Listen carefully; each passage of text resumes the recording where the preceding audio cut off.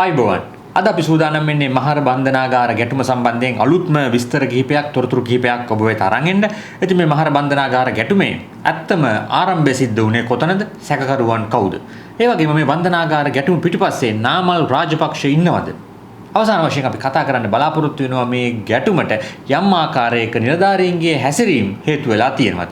මෙන්න මේ කාරණා කිහිපය ගැන තමයි අද අපි කතා කරන්න බලාපොරොත්තු වෙන්නේ. ඉතින් වැඩසටහන පටන් ගන්න කලින් කතා බහ පටන් ගන්න කලින් මම මතක් කරනවා අපේ නාලිකාව තවමත් subscribe කරලා නැත්නම් දැන්මම subscribe කරන්න. අපි ලංකාවේ දේශපාලනය ගැන, ඒ වගේම කාලීන හා සමාජ සිදුවීම් ගැන ඇත්ත කතා කරන නාලිකාවක්. ඉතින් මහර බන්ධනාගාරයේ සිදුවීම ගැන අපි ඊ දවසෙත් කතා කළා. ඊ දවසේ අපි කතා කරනකොට මේ බන්ධනාගාර ගැටුමේ නිශ්චිත ආරම්භය සිද්ධ වුණු ආකාරය සම්බන්ධයෙන් හරි තොරතුරු එළියට අවිල්ලා තිබ්බේ නැහැ. හැබැයි මේ වෙනකොට දැන් බන්ධනාගාර ගැටුමේ ආරම්භය කොතනද සිද්ධ වුණේ කියන කාරණය සම්බන්ධයෙන් විස්තර එළිදරව් වෙලා තියෙනවා. ඉතින් මේකට ආසන්නම හේතුව විදියට හඳුන්වන්නේ බන්ධනාගාරයේ අලුතෙන් ඇවිල්ලා ඉන්න බන්ධනාගාර ප්‍රධාන ජේලර්තුමාගේ ක්‍රියාපටිපාටිය. බන්ධනාගාරයේ අලුත් ප්‍රධාන ජේලර්වරයා විදියට පත් වෙලා තියෙන්නේ ගයාන් චන්දිමාල් තිලකරත්න කියන මහත්මයා. එතුමා ඔබ කවුරුත් දන්න ප්‍රකට ක්‍රිකට් ක්‍රීඩක ඉසුරුදානගේ අයියා විදියට තමයි හඳුන්වන්නේ. ඒ වගේම චන්දිමාල් මහත්තයාත් එහෙම නැත්නම් මේ ගයාන් චන්දිමාල් මහත්තයාත් දක්ෂ ක්‍රීඩකයෙක් විදියට කටයුතු කරපු පුද්ගලෙක්. ලංකාවේ ජාතික මට්ටමේ හිටපු හෙල්ල විසිකිරීමේ ක්‍රීඩකයෙක්. මෙතුමා මීට කලිනුත් මීගමු බන්ධනාගාරයේ සේවය කළා. එතනින් පස්සේ මෑත කාලීනේ තමයි මේ මහර බන්ධනාගාරයට මාරු වෙලා ඉන්නේ. ඔහු ප්‍රසිද්ධ නීතිය අකුරට ක්‍රියාත්මක කරන දූෂණ වංචාවන් වලට ඉඩ නොදෙන බොහොම ඍජු නිලධාරියෙක් විදියට නීතිය තදින් ක්‍රියාත්මක කරන නිලධාරියෙක් විදිහට තමයි මේ ගයාන් මහත්තයා ප්‍රසිද්ධ. ඒතර ගයාන් මහත්තයා මීගමු බන්ධනාගාරයේ මේ ආකාරයෙන්ම කටයුතු කරලා තිබ්බා.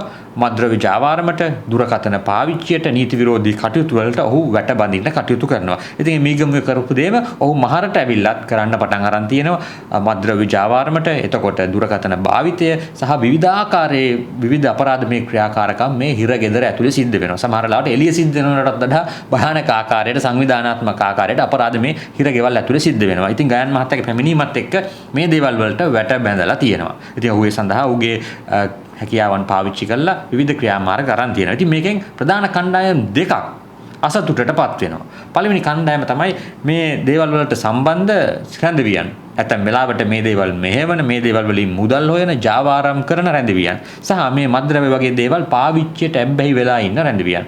අපි අහලා තියෙනවා ඇතැම් වෙලාවට මේ එළිය තියෙනවටත් වඩා මද්ද්‍රව්‍ය බොහොම පහසුවෙන් හිරගේ ඇතුලේ ලබා ගන්න පුළුවන් කියලා. ඉතින් මේ දේවල් වලට සම්බන්ධ රැඳවියන් අසතුටටපත් වෙනවා. අනිත් කණ්ඩායම තමයි මේ දේවල් හරහා ආයුතු ලාභ ලබන. එහෙම නැත්නම් අල්ලස දූෂණය දෙන ඇතැම් බන්ධනාගාර නිලධාරීන්. ඉතින් අපි පැහැදිලිවම කියනවා බන්ධනාගාර නිලධාරීන් 14ක්. අපි කියන්නේ සමස්ත බන්ධනාගාර නිලධාරීන් කියලා. අතිශය රාජකාරී නීති අනුකූලව සිද්ධ කරන බන්ධනාගාර නිලධාරීන් ඕනතරම් ලංකාවේ ඉන්නවා. හැබැයි යම් නිලධාරීන් මේ දේවට ඍජුව සම්බන්ධයි. ඉතින් ඔවුනුත් අසතුටටපත් වෙනවා. ඉතින් මේ ගයාන් මහත්තයාගේ ක්‍රියාකලාපෙ හින්දා මේ ප්‍රධාන ජේලර්වරයාගේ ක්‍රියාකලාපෙ හින්දා බන්ධනාගාරය ඇතුලේ මද්ද්‍රව්‍ය හිඟ වෙනවා. මද්ද්‍රව්‍ය හොයාගන්න බැරි වෙනවා. ඇයි එන විදි ටික වැහුණට පස්සේ මොකද මේක ඇතුළේ නිෂ්පාදනය කරන්නේ නැහනේ. එහෙම නැත්නම් මේක ඇතුළට පිට රටින් ආනයනය කරන්නේ නැහනේ. කොහේ හරි ලංකාව ඇතුලේ තියෙන මද්ද්‍රව්‍ය ටිකක් තමයි මේක ඇතුළට යන්නේ.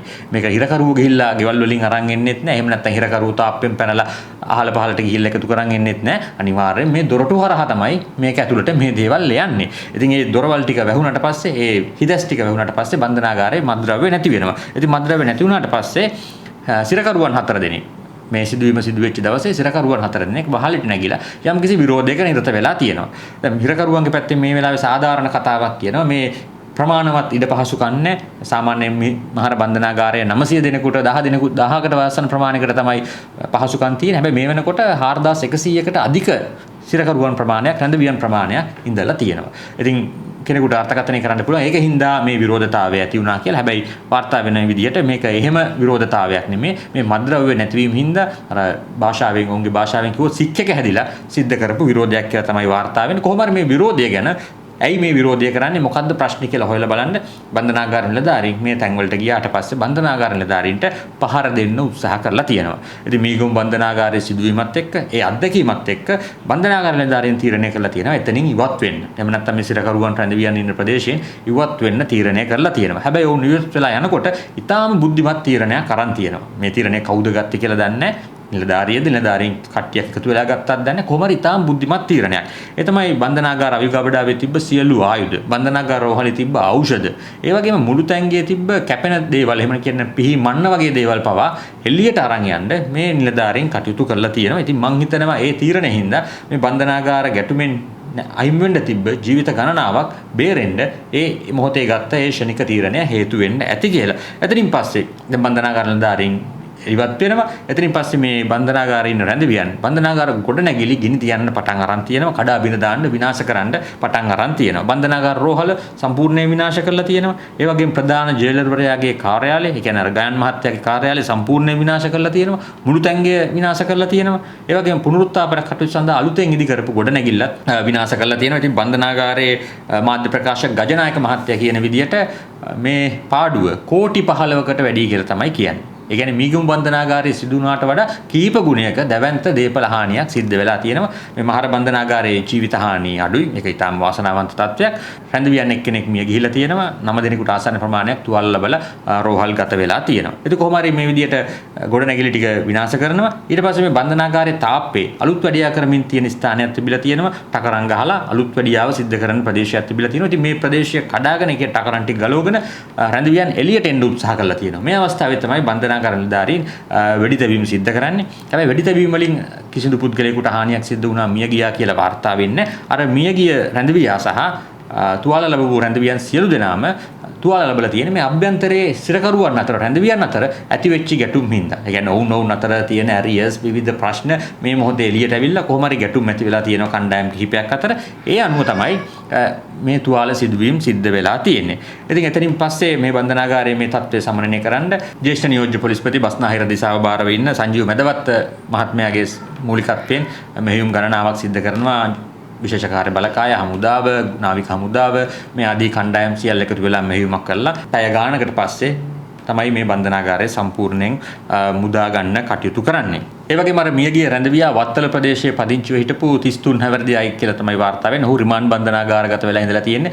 මද්ද්‍රව්‍ය සහ සොරකම් සම්බන්ධයෙන් තමයි ඔහු බන්ධනාගාරය ඇතුළේ ඉඳලා තියෙන්නේ. කොහොම හරි මේ බන්ධනාගාරයේ ගැටුම වෙලාවේදී වටේ පිටේ ගෙවල් වලට පවා හානි සිද්ධ වෙලා තියෙනවා. ඔවුන් එල්ල කරන ගල් ප්‍රහාර ගෙවල් වලට වැටිලා, ගෙවල් වල වහලවල් කැඩිලා විශාල හානියක් ඉඳලා තියෙනවා. ඒ වගේම බන්ධනාගාරය වටින ජනතාවත් බොහොම බයෙන් ඉඳලා තියෙන්නේ. ඉතින් මේකත් අපිට අලුතෙන් හිතන්න කාරණයක් නිර්මාණය කරනවා. බන්ධනාගාරයක් වගේ තැනක් ජනතාව ගැවසෙන ප්‍රසිද්ධ ප්‍රදේශයක තියෙන එක කොතරම් සුදුසුද කියන ප්‍රශ්නය අපිට මේ සිදුවීම හරහා හිතන්න වෙනවා. මොකද බන්ධනාගාරයෙන් ගලක් විසික් කරනකොට ඒ ගල වැටෙනවා කියන්නේ කිලෝමීටර් 2ක් ඈතින් තියෙන ප්‍රදේශයක් නෙමෙයිනේ. මීටර් 100ක් 200ක් ඈතින් මේ නිවාස පිහිටලා තියෙනවා. ඉතින් අපි හිතන්නේ මේ වගේ ගැටුම් ඇති වෙන්න පුළුවන්. මේ වගේ ආරක්ෂිත ප්‍රදේශ මේ ජනතාව ජීවත් වෙන ප්‍රදේශ ආසන්නයේ තියෙන එක සුදුසුයි කියලා. ඉතින් අනාගතයේ හෝ බන්ධනාගාර අලුතෙන් ආරම්භ කරන්න බලාපොරොත්තු වෙනවනම් මේ ජනතාව ගැවසෙන ප්‍රදේශ වලින් එළියට ගිහිල්ලා මේ දේ කරන්න පුළුවන් නම් අපි හිතනවා ඒක හොඳයි කියලා. කොහොම හරි බන්ධනාගාරයේ අධිකාරී මේ මහර බන්ධනාගාරයේ අධිකාරී රෝහණ ගලප්පත්ති මහත්මයා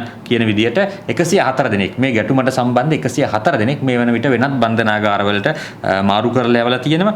ඒ වගේම දින 3ක් යනකම්, ඒ කියන්නේ බ්‍රහස්පතින්දා දවස් වෙනකම් මේ සිරකරුවන් රැඳවියන් බලන්න කිසිවෙකුට අමුත්තන්ට අවස්ථාව දෙන්නේ නැහැ කියලාත් මේ ගලප්පත්ති අධිකාරීතුමා කියනවා. ඒ වගේම මේ ගැටුම සම්බන්ධයෙන් මේ වන විට ප්‍රධාන පුද්ගලයෝ 4 දෙනෙක් හඳුනන් තියෙනවා. ඔවුන් තමයි සාතන්, අසාර්, පැට්ටා සහ තවත් අයෙක් විදිහට තමයි හඳුන්වන්න තියෙන්නේ. මේ ඔවුන්ට පාවිච්චි කරන අන්වර්ථ නාම තමයි මේ තියෙන්නේ. ඒක තමයි බන්ධනාගාරය ඇතුළත සිද්ධ වෙච්ච සිදුවීම.